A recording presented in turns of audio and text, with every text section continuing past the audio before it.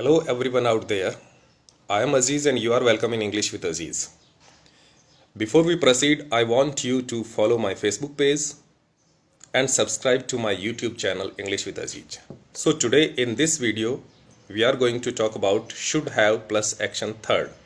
Should have के साथ verb की थर्ड फॉर्म को यूज करना जब भी हमें हिंदी में ये कहना हो कि तुम्हें यह करना चाहिए था, पास्ट में तुम्हें ये करना चाहिए था, ऐसा अगर हमें किसी को कहना हो तो उसके लिए हम यूज करते हैं शुड हैव और वर्ब की थर्ड फॉर्म शुड हैव के साथ पास्ट पार्टिसिपल। तो अगर मुझे कहना हो कि मुझे तुम्हारे साथ जाना चाहिए था तो मैं उसे इंग्लिश में कहूँगा आई should have gone with you. I should have gone with you. या मुझे इंग्लिश में कहना हो कि उसे अपने टेस्ट के लिए और ज़्यादा हार्ड स्टडी करनी चाहिए थी तो मैं इंग्लिश में कहूँगा she should have studied harder for her test. She should have studied harder for her test. या मुझे ये कहना हो कि तुम्हें आज सुबह नाश्ता करना चाहिए था तो मैं कहूँगा you should have taken breakfast this morning.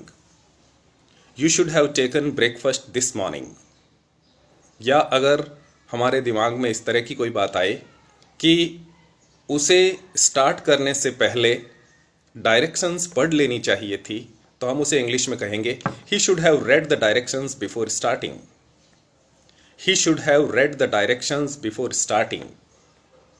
या फिर अगर हमें किसी को ये बताना हो कि तुम्हें मेरी सलाह सुननी चाहिए थी तो उसे हम इंग्लिश में कहेंगे you should have listened to my advice. You should have listened to my advice.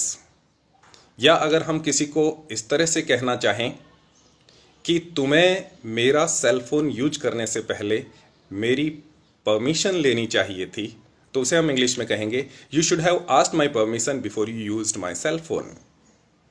You should have asked my permission before you used my cell phone. या हमें अगर किसी को ये कहना हो कि तुम्हें जल्दी सो जाना चाहिए था तो हम इंग्लिश में कहेंगे you should have gone to bed earlier. You should have gone to bed earlier.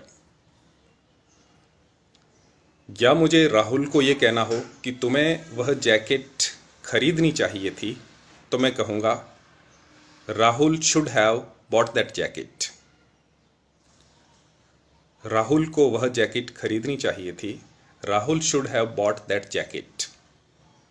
या मुझे किसी को कहना हो तुम्हें और ज़्यादा पढ़ाई करनी चाहिए थी तो मैं कहूँगा you should have studied harder. You should have studied harder.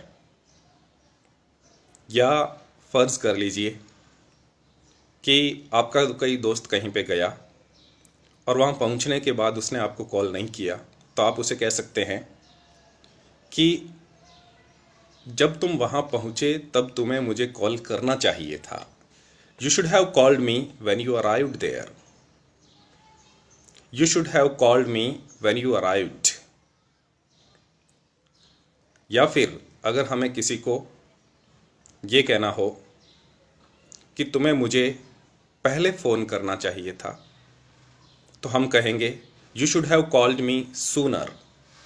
You should have called me sooner.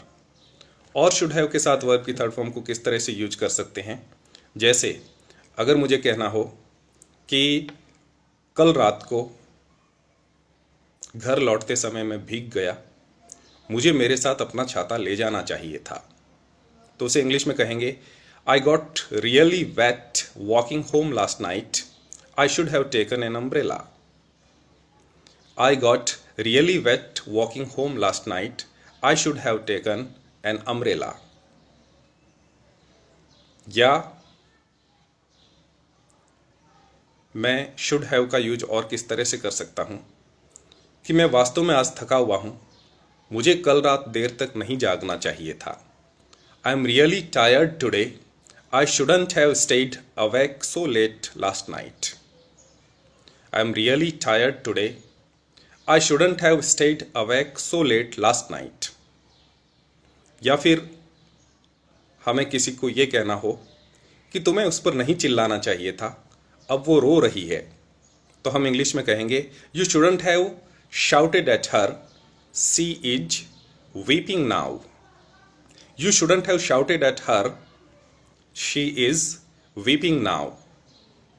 या फिर अगर मुझे किसी को इंग्लिश में कहना हो कि तुम्हें मुझसे झूठ नहीं बोलना चाहिए था, तो मैं इंग्लिश में कहूँगा you shouldn't have lied to me.